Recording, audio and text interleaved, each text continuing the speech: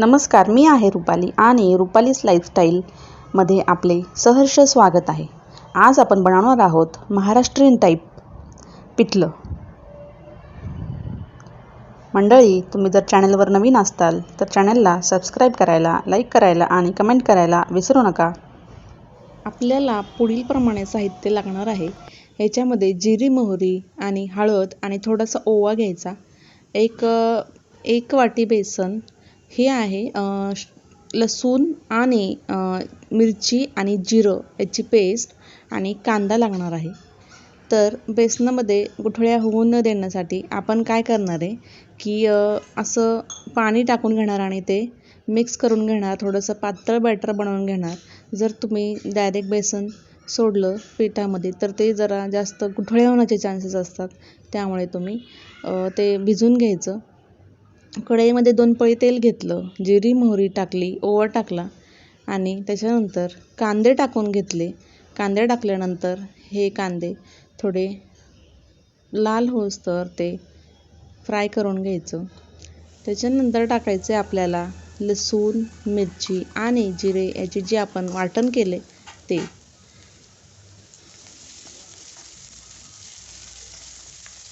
थोडंसं परतल्यानंतर याच्यामध्ये आपल्याला हळद टाकून घ्यायची आणि मस्तपैकी याची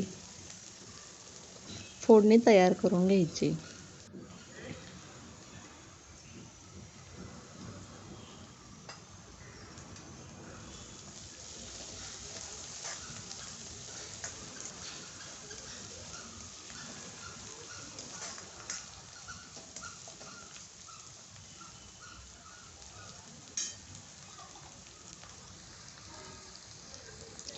आता थोड्या वेळाने काय करायचं, याच्यामध्ये गॅस मोठा करायचा आणि जे आपण बेसन कालवले, बेसन पीठ ते ह्याच्यामध्ये टाकून द्यायची. मस्त अशी चरचरीत ह्याला फोडणी बसून द्यायची, जेणेकरून हे मस्त ह्याचा पूर्ण घरभर खमंग वास असा सुगंधाचा सुटतो. आणि आता ह्याला सतत हलवत राहायचं, जेणेकरून ह्याच्यामध्ये गुठळ्या होणार नाहीत.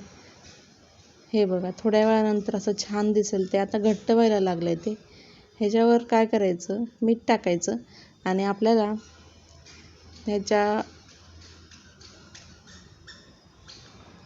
मीठ टाकायचं ह्याच्यामध्ये चवीनुसार. आणि हे जसं शिजेल तसं हे असं चट असं अंगावर ओढायला चालू होतं. त्यामुळे ह्याच्यावर झाकण असं ठेवायचं आणि ह्याला शिजून द्यायचं. शिजल्यानंतर का नाही मंडळी, तुम्हाला सांगते, शिजल्यानंतर म्हणजे हे जे बेसन आहे, तेलाचा वास आहे, हे सगळे जे कच्चे स्मेल्स आहेत ते झाकून ठेवल्यानंतर, शिजल्यानंतर ह्याचा जो स्मेल आहे तो निघून जातो आणि आपलं चटपटीत असं मस्तपैकी बेसन तयार होतं. पिठलंही म्हणतात भरपूर जण याला. भरपूर जण म्हणजे गावाकडची लोक पिठलंच म्हणतात.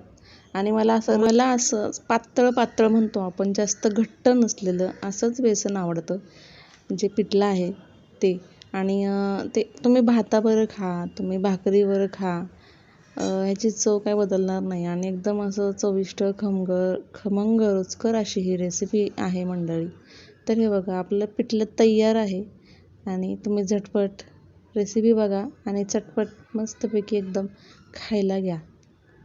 धन्यवाद मंडळी. चॅनलला सबस्क्राईब करायला विसरू नका.